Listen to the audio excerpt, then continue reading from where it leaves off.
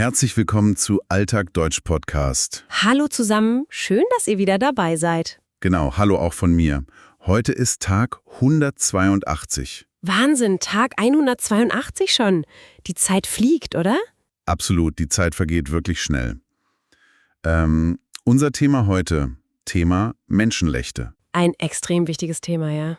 Und auch ein Thema, das wir wirklich jeden Tag in den Nachrichten hören. Ganz genau. Und deshalb, wir lernen 15 wichtige Worte für den Alltag. Worte, die ihr braucht, um dieses Thema auf Deutsch wirklich gut zu verstehen. Richtig. Aber bevor wir mit den Wörtern anfangen, haben wir heute noch etwas Besonderes für euch. Ja, genau. Heute zeigen wir euch eine sehr effektive Methode, um eure Aussprache zu verbessern. Nämlich Shadowing. Beim Shadowing sprecht ihr fast gleichzeitig mit dem Sprecher. Genau. Hier sind 3 einfache Schritte. Schritt 1, zuhören. Hört zuerst nur zu.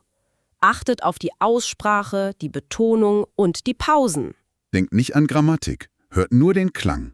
Das ist ganz wichtig. Absolut. Und dann kommt Schritt 2, mitsprechen. Jetzt sprecht ihr mit. Versucht genauso zu sprechen wie der Sprecher. Achtet auf Tempo, Stimme und Gefühl. Und dann der letzte Schritt. Schritt 3, aufnehmen. Nehmt euch selbst auf. Vergleicht eure Stimme mit dem Original. So erkennt ihr eure Fehler und könnt euch verbessern. Das ist wirklich ein toller Trick für zu Hause. Ja, und dazu noch ein ganz wichtiger Hinweis von uns. Bitte lest nicht nur still mit. Shadowing funktioniert nur, wenn ihr laut sprecht. Ganz genau. Euer Mund muss die Bewegungen trainieren. Also seid nicht schüchtern, sprecht einfach laut mit in eurem Wohnzimmer. Richtig. Und bleibt bis zum Ende, dort hört ihr unsere Mini-Story. Ja, auf die Mini-Story freue ich mich schon. Da packen wir alles nochmal in eine schöne, kurze Geschichte. Genau. Also, bist du bereit für das erste Wort heute? Auf jeden Fall. Lass uns direkt starten. Unser erstes Wort ist ein Substantiv. Die Würde. Die Würde. Ein wunderschönes Wort. Die englische Übersetzung dafür ist Dignity. Dignity. Und was genau bedeutet die Würde im Alltag? Also, die Würde bedeutet, dass jeder Mensch einen absoluten Wert hat. Egal wer man ist, woher man kommt oder wie viel Geld man hat. Jeder Mensch verdient Respekt. Ah, okay. Hast du da ein Beispiel für uns? Ja, klar. Denk mal an ein Krankenhaus. Wenn eine alte Frau sehr krank ist und Hilfe braucht, dann behandeln die Ärzte und Pfleger sie mit Respekt. Sie achten auf ihre Würde. Verstehe. Man sagt im Deutschen ja auch manchmal, das ist unter meiner Würde, oder? Genau. Das sagt man, wenn man etwas machen soll, das respektlos oder demütigend ist. Dann sagt man, nein, das mache ich nicht, das ist unter meiner Würde. Sehr gut erklärt. Das bringt uns direkt zum zweiten Wort für heute. Ein Adjektiv. Unantastbar. Unantastbar. Auf Englisch heißt das inviolable. Inviolable, richtig. Ein langes Wort auf Deutsch unantastbar. Was heißt das genau? Wenn man das Wort teilt, haben wir antasten. Das bedeutet berühren oder kaputt machen. Unantastbar bedeutet also, man darf es nicht kaputt machen. Man darf es unter keinen Umständen verändern oder verletzen. Das steht ja auch direkt im deutschen Grundgesetz, richtig? Die Würde des Menschen ist unantastbar. Genau, Artikel 1. Das bedeutet, der Staat darf den Wert des Menschen niemals ignorieren. Es ist die höchste Regel, die wir haben. Das ist ein sehr starkes Wort. Unantastbar. Und das nächste Wort passt da perfekt dazu. Das ist wieder ein Substantiv. Die Unversehrtheit. Die Unversehrtheit. Die englische Übersetzung ist Integrity oder Inviolability. Integrity. Das klingt ein bisschen wie unantastbar. Wo ist da der Unterschied? Also, bei der Unversehrtheit geht es oft um den Körper oder die Gefühle. Das bedeutet den Zustand, dass man nicht verletzt wird. Weder körperlich noch psychisch, ne? Ganz genau. Jeder Mensch hat das Recht auf körperliche Unversehrtheit. Das heißt, niemand darf dich schlagen, niemand darf dir wehtun. Und psychische Unversehrtheit heißt dann, niemand darf dich mobben oder dich extrem unter Druck setzen, richtig? Exakt. Die Unversehrtheit schützt also unseren Körper und unseren Geist im Alltag. Okay, super. Unser viertes Wort ist ein Adjektiv, das mit unserem ersten Wort zu tun hat. Es heißt würdevoll. Würdevoll. Die englische Übersetzung ist dignified. Dignified, genau. Würde und würdevoll, das ist also eine Familie. Richtig. Würdevoll bedeutet, dass man sich mit Respekt verhält oder dass eine Situation voller Respekt ist. Kannst du uns einen Satz damit geben? Ja, also zum Beispiel, nach dem Streit haben sie eine würdevolle Lösung gefunden. Ah, mhm. Also eine Lösung, die für beide Seiten gut und respektvoll war. Genau. Oder man sagt, wir wollen, dass alte Menschen ein würdevolles Leben führen können. Also ein Leben mit guter Pflege und Respekt. Ein schönes Beispiel. Das nächste Wort, Nummer 5, ist wieder ein Adjektiv. Universell. Universell. Die englische Übersetzung ist universal. Universal. Das Wort ist sehr international, das versteht man fast in jeder Sprache, glaube ich. Ja, das stimmt. Universell bedeutet, dass etwas überall auf der Welt und für alle Menschen gleichermaßen gültig ist. Okay, also unabhängig von der Staatsangehörigkeit oder dem Wohnort? Genau. Die Menschenrechte sind universell. Das heißt, sie gelten für eine Person in Deutschland genauso wie für eine Person in Brasilien oder in Japan. Das klingt in der Theorie super. Aber in der Praxis ist das ja oft schwer, ne? Absolut. Und da kommen wir zu unserem nächsten Wort. Ein sehr wichtiges Wort für die Gesellschaft. Das Substantiv die Gleichberechtigung. Die Gleichberechtigung, die englische Übersetzung ist Equality of Rights. Equality of Rights. Das ist ein zentrales Thema im Alltag. Es bedeutet, dass alle Menschen vor dem Gesetz die gleichen Rechte haben. Also zum Beispiel Männer und Frauen? Richtig. Dass eine Frau für die gleiche Arbeit genauso viel Geld verdient wie ein Mann. Das ist ein Beispiel für Gleichberechtigung im Beruf. Ja, das ist leider immer noch nicht überall der Fall, aber das Gesetz sagt, es muss so sein. Genau. Die Gleichberechtigung ist das Ziel, an dem wir alle arbeiten müssen. Mhm. Und das Gegenteil von Gleichberechtigung bringt uns zu Wort Nummer 7. Ein trauriges, aber wichtiges Wort. Die Diskriminierung. Die Diskriminierung. Auf Englisch heißt das Discrimination. Discrimination. Was genau bedeutet das im Alltag? Diskriminierung ist die schlechtere Behandlung von Menschen. Zum Beispiel wegen ihrer Herkunft, ihrer Hautfarbe, ihrer Religion oder ihres Geschlechts. Ah, okay. Hast du da ein konkretes Beispiel für unsere Zuhörer? Ja. Stell dir vor, jemand sucht eine Wohnung. Aber der Vermieter gibt ihm die Wohnung nicht, nur weil er einen ausländischen Namen hat. Mhm. Das ist leider ein sehr typisches Beispiel. Ja, das ist eine klare Diskriminierung. Und das ist in Deutschland auch gesetzlich verboten. Genau. Wir müssen also aktiv gegen Diskriminierung arbeiten. Und damit sind wir schon fast bei der Hälfte unserer Wörter angekommen. Bevor wir weitermachen, habe ich noch eine kleine Erinnerung für euch. Oh ja, stimmt. Wenn euch unser Podcast beim Deutschlernen hilft, dann abonniert gern unseren Kanal und gebt uns einen Daumen nach oben. Das unterstützt uns sehr. Vielen Dank dafür. Genau, danke euch. Also, weiter geht es mit Wort Nummer 8. Ein tolles Adjektiv.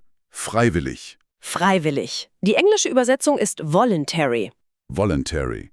Das Wort kommt von frei und Wille, oder? Richtig. Es bedeutet, dass man etwas macht, weil man es selbst möchte. Niemand zwingt dich dazu. Du machst es aus eigenem Willen. Ah, also wenn ich am Wochenende im Tierheim helfe, ohne Geld dafür zu bekommen. No, das ist ein freiwilliges Engagement. Oder wenn du in einem Verein bei der Organisation hilfst.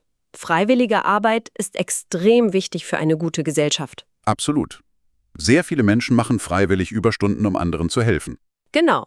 Und jetzt kommen wir zu unserem ersten Verb für heute. Wort Nummer 9. Gewährleisten. Gewährleisten. Ein wichtiges Verb. Die englische Übersetzung ist to guarantee oder to ensure. Richtig. Und das Perfekt von gewährleisten ist hat gewährleistet. Hat gewährleistet. Das ist ein bisschen offiziell, oder? Ja, es ist ein formelles Wort, aber sehr wichtig auf dem B1-Niveau. Es bedeutet, dass man etwas sicherstellt, dass man dafür sorgt, dass etwas funktioniert. Wer gewährleistet denn Dinge im Alltag? Der Staat. Zum Beispiel der Staat. Ja? Der Staat muss gewährleisten, dass wir sicher auf den Straßen gehen können. Die Polizei hat gewährleistet, dass die Veranstaltung ruhig abläuft. Ah, okay.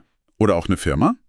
Die Firma hat gewährleistet, dass die Maschinen sicher sind. Genau. Gewährleisten heißt also Sicherheit oder Funktion garantieren. Super. Das nächste Verb, Nummer 10, kennen wahrscheinlich viele. Respektieren. Respektieren. Die englische Übersetzung ist to respect. To respect. Und das Perfekt bilden wir wie? Das Perfekt ist ganz einfach. Hat respektiert. Hat respektiert. Mhm. Respektieren bedeutet, dass man die Rechte, die Grenzen oder die Meinungen anderer Personen akzeptiert und achtet. Das ist im Alltag ja manchmal schwer. Zum Beispiel, wenn ich eine ganz andere Meinung habe als du. Richtig. Aber auch dann muss man diskutieren können, ohne beleidigend zu werden. Ich habe deine Meinung gestern in der Diskussion respektiert. Ja, das hast du. Oder wenn jemand sagt, ich möchte heute nicht darüber sprechen, dann muss man diese Grenze respektieren. Genau. Das ist die Basis für ein gutes Zusammenleben. Ohne Respekt funktioniert nichts. Da stimme ich dir voll zu. Wort Nummer 11 ist wieder ein Substantiv. Die Zensur. Die Zensur. Die englische Übersetzung ist Censorship. Censorship, das ist ein hartes Wort. Was bedeutet die Zensur? Zensur bedeutet, dass der Staat oder eine Organisation kontrolliert, was die Menschen sagen, schreiben oder lesen dürfen. Und sie verbieten unliebsame Meinungen. Ah, also wenn eine Regierung zum Beispiel kritische Zeitungsartikel löschen lässt. Genau, das ist Zensur.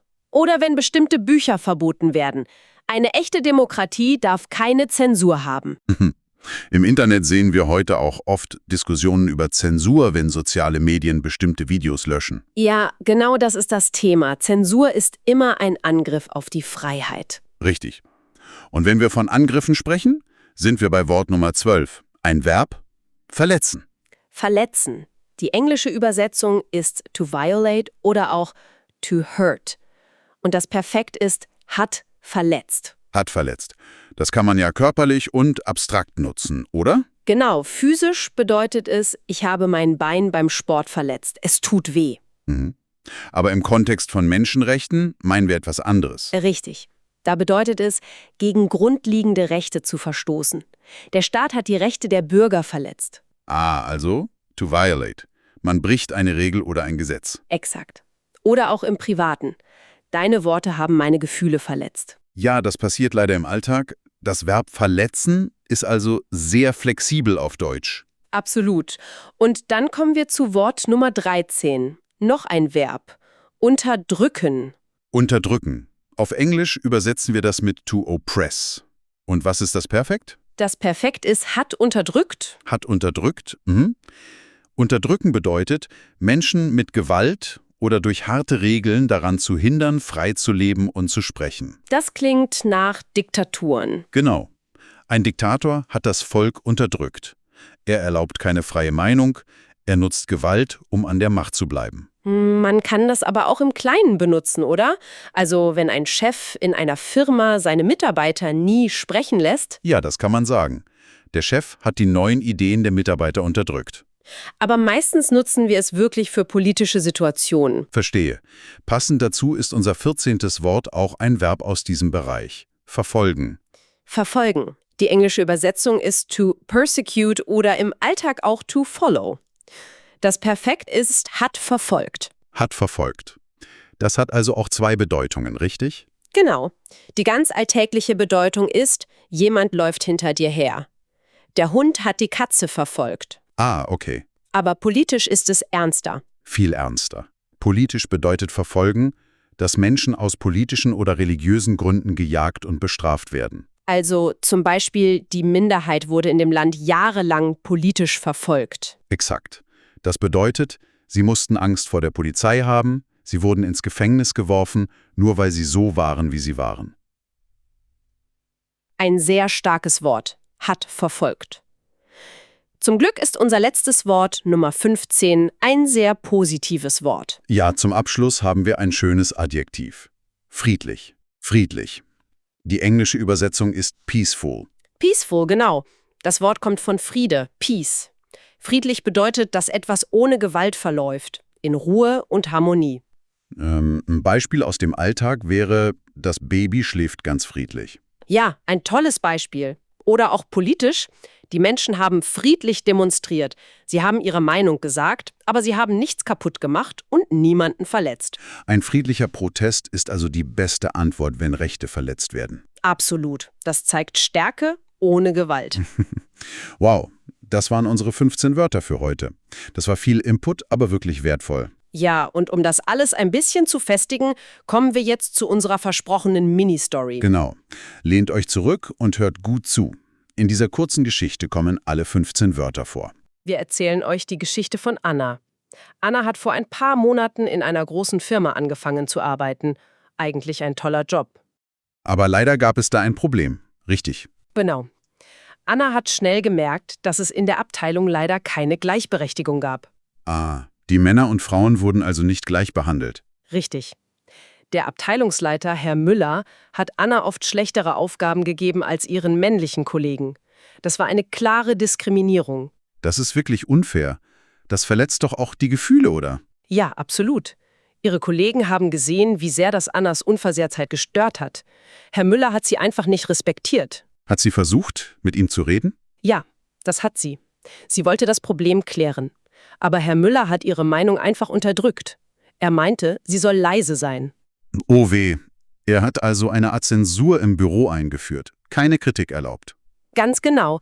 Er hat sie nach ihrem Gespräch sogar richtig verfolgt, also kontrolliert, wann sie Pausen macht und jeden kleinen Fehler kritisiert. Aber das darf er doch gar nicht. Die Würde des Menschen gilt doch auch im Büro. Die ist unantastbar. Das haben sich die anderen Kollegen auch gedacht. Sie wussten, Menschenrechte sind universell. Sie gelten überall, auch am Arbeitsplatz. Und was haben Sie dann gemacht? Sie haben freiwillig beschlossen, Anna zu helfen. Sie wollten ein würdevolles Arbeitsklima für alle. Sehr gut. Ein bisschen Solidarität. Genau. Sie haben sich alle zusammengetan und haben einen ganz friedlichen Protest organisiert. Sie sind alle gemeinsam zum Chef von Herrn Müller gegangen. Ah, zur Geschäftsführung. Und haben Sie das Problem gelöst? Ja, die Geschäftsführung hat sofort reagiert. Sie haben Herrn Müller versetzt und haben neue Regeln aufgestellt. Jetzt muss die Firma fair sein und gewährleisten, dass niemand verletzt wird. Wow, eine tolle Geschichte.